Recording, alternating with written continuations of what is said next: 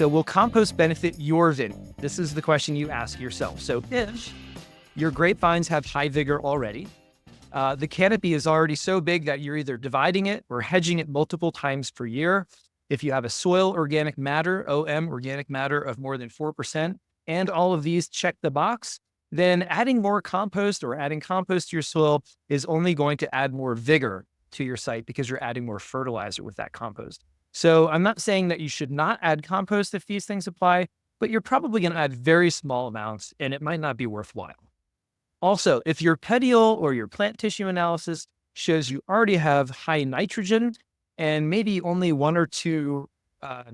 nutrients that are low in your vineyard, you're probably not going to add compost, because with compost, we get the whole spectrum of fertilizer, and nitrogen is the one thing that tends to be most readily available, both nitrogen and potassium. And those are two of the biggest drivers of vineyard and vine vigor. So also potassium could potentially add to increased pHs in wine must and competition with other cations like magnesium. So if you're in this category, probably compost is not a miracle thing for your site, or if you're going to use it, you're going to use it very infrequently and in very small doses. But if your petiole or plant analysis show a need for nitrogen and many other of those macronutrients like potassium, magnesium, and even your micronutrients, if there's areas of your vineyard that show low vigor, drought stress towards the heat of the summer or towards harvest, the leaves tend to drop faster in that area of your vineyard or look more ragged, then adding compost could help.